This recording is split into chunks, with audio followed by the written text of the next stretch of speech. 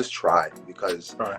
we never know who's available. We never know who's in arm's reach. We never know who's there to help us. But once we take that step, opening the door, we can see those resources are available. So I think not just during February, because I know everyone sees it every month is Black History Month, because Black History Month is World History, and I feel like that bars, Black. And what we're doing, and sometimes we can say, oh, maybe I'm not doing enough, but maybe my purpose is to pave the way for someone to step up and change the world. I have to understand that what the end goal is. If I can remind myself every day what the end goal is, it's just the empowerment of Black people, whether I'm the one speaking the mic or I'm the one with the sign all the way in the back, my purpose is the same. So that always remembering what I'm doing this for has helped me not. Allyship isn't when, you see that something is wrong, you act on it. Allyship is finding the problem, going into the areas where the problem is the highest, and seeing that people need your help and providing that help. Being personally speaking, is just being more, being a better advocate of just many different things. I know we don't want to spread ourselves thin, but there's so many issues at hand that we need to also shed light on.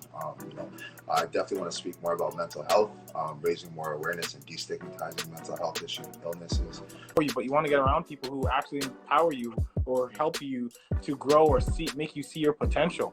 I want to ask you now, if you're willing to share, like, if you think about your life, is there anybody who you think of that helped you to kind of see your potential, help you move forward, or even just think outside of the box? You had yourself in a box where somebody helped you. It doesn't have to be a Black person, it could be white, it could be allies. That's totally fine. We have a bunch of allies on the Zoom too, but just let us know. Premier, what's for you? To tell you the truth, God, man, like, God is just always pushed me forward into challenging myself with obstacles. Here says activism is more than just marching. That's so true. True.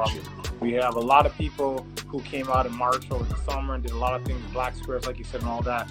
Are you guys still feeling the same energy right now? Is the same energy still there? Has it changed? Why is that? You need to be authentic in what you're doing, and that's what we look for, and that's what we see. Good team or support group as you do the things you're doing, because you need help, and they might help check you. And we can't do anything on our own, right? It's tough to do that, so it's important to do that. And I'm glad I've met you now. Gonna look for partnerships, opportunities to keep rolling and growing together and trying to help the community together. This is just a start. This is just a start. And I say, you're always falling forward. When something happens, it happens, but you can learn from it. So could you share with our audience on here, like, how you go about doing that, maybe an experience, or what that means to you when you hear the word falling forward? What does it mean to you, or experience?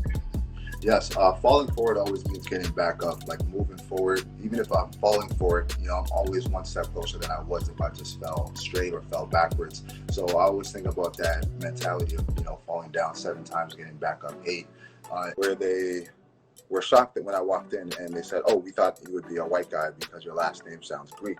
And to me, it was like, oh, so why would that even be a topic, number one? And why would you hesitate about, moving forward? And just to tell you the truth, I didn't get the job.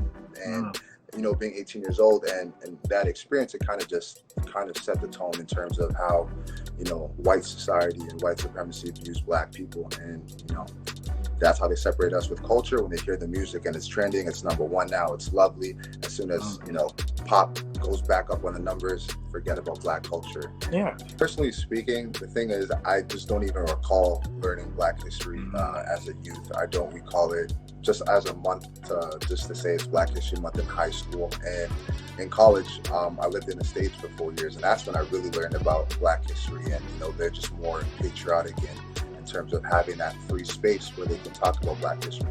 But here in Canada, just personally speaking, I didn't see enough representation. Like, we had a few that we could say were inventors and whatnot, but there wasn't enough representation, not just the books, but just the course material.